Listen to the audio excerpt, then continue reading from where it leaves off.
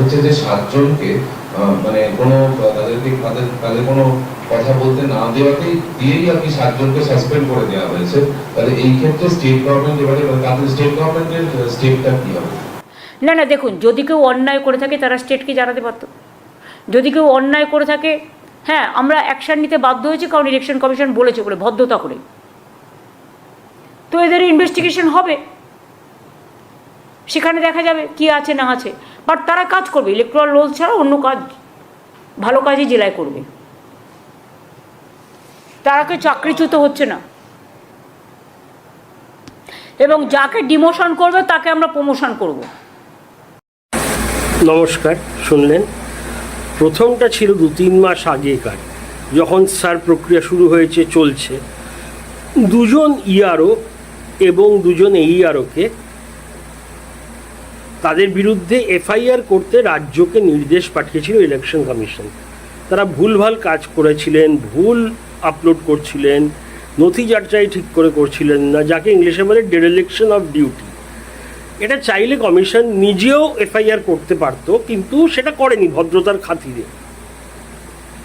রাজ্যকে বলেছিল, এবং বাকি সব রাজ্যে যা হয়, যদি ইলেকশন কমিশন, যার ক্ষমতা সবচেয়ে ওপরে, সে যদি কোনো নির্দেশ দেয় রাজ্যকে, সে চিফ সেক্রেটারি হোক বা চিফ মিনিস্টার, তারা মানতে বাধ্য। কিন্তু আমাদের চিফ মিনিস্টারের নাম মমতা ব্যানার্জি, উনি মানেননি। সোজা মঞ্চ থেকে বললেন, মানবো না, তোমরা কে, এখনও মডেল কোড অফ কন্ডাক্ট শুরু হয়নি, আমাকে ধমকানো যাবে না, চমকানো যাবে না, মানি না, শুনি না, এইসব অনেক কিছু বললেন। আমার কর্মচারী সাসপেন্ড করব না, তোমরা সাসপেন্ড করার কে, এফআইআর করব না। তারপরে 3-4 বার বোধহয় ইলেকশন কমিশন অনুরোধ পাঠিয়েছিল লিখিতভাবে, যে রিমাইন্ডার দিয়েছিল যে এফআইআরটা করুন, শোনেননি।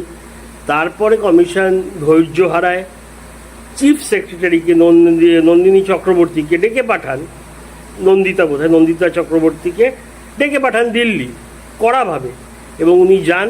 এখানে বোধহয় মৌখিক শোকজ বা ধমক টমক দেন, এবং লাস্ট একটা ফাইনাল ডেট দিয়ে দেন এফআইআর করার, সেই 4 জন ইআরও এবং এইআরওর বিরুদ্ধে। আজ 17 ফেব্রুয়ারি বিকেল 5টা ছিল ডেডলাইন। সুরসুর করে রাজ্য সরকার ডেডলাইনের আগে এফআইআর করার আদেশ দিয়ে দিল পুলিশের উচ্চ পদস্থ অফিস থেকে। ডিরেকশনস চলে গেল সংক্রান্ত জেলায়, এবং তারপরে মুখ্যমন্ত্রী আগের রূপটা দেখলেন, তারপরে বিফোর আর আফটারে উনি কি সুন্দর বললেন, সব মেনে নিয়েছি ভদ্রতার খাতিরে। তারপরে এও বললেন, মানে ইনডিরেক্টলি বললেন, চিন্তার কিছু নেই, এবারে যেমন হবে সেরকম তদন্ত হবে, যদি দোষী হয় শাস্তি হবে, না হলে ছেড়ে যাবে। এইবারে দেখলেন তো, মানে এখন মানে কমিশন চাইলে চিফ সেক্রেটারি অ্যান্ড বোধহয় চিফ মিনিস্টারের বিরুদ্ধেও কড়া অ্যাকশন নিতে পারে, সেই ক্ষমতা ওদের আছে, নয়তো এত সহজে মানতেন না আমার যা মনে হচ্ছে। চিফ সেক্রেটারির বিরুদ্ধে তো নিতে পারেনি, চিফ মিনিস্টারটা আমি 100% শিওর না, যতদূর জানি নিতে পারে, কারণ ইলেকশন কমিশনের ক্ষমতা সবচেয়ে বেশি।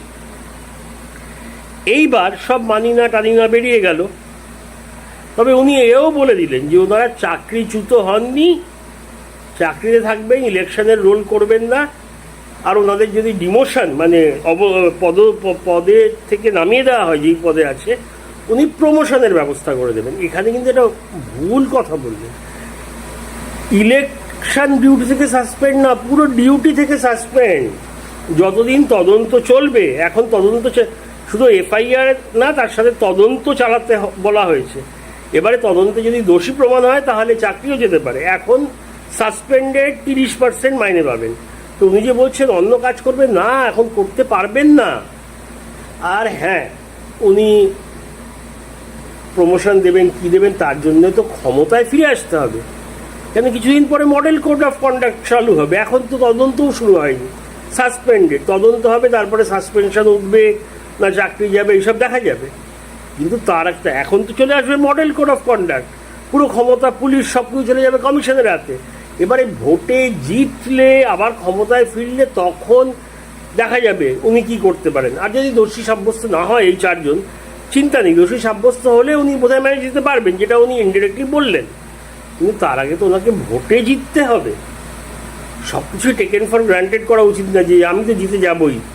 ভোটে বড় বড় লোকেরা হেরে গেছে, যারা কেউ ভাবেনি, তাই এতটা কনফিডেন্স ভালো না, এটা আমার মনে হয়। আপনারা জানাবেন আপনাদের মতামত। দেখার জন্য অনেক ধন্যবাদ। জয় হিন্দ, বাই বাই।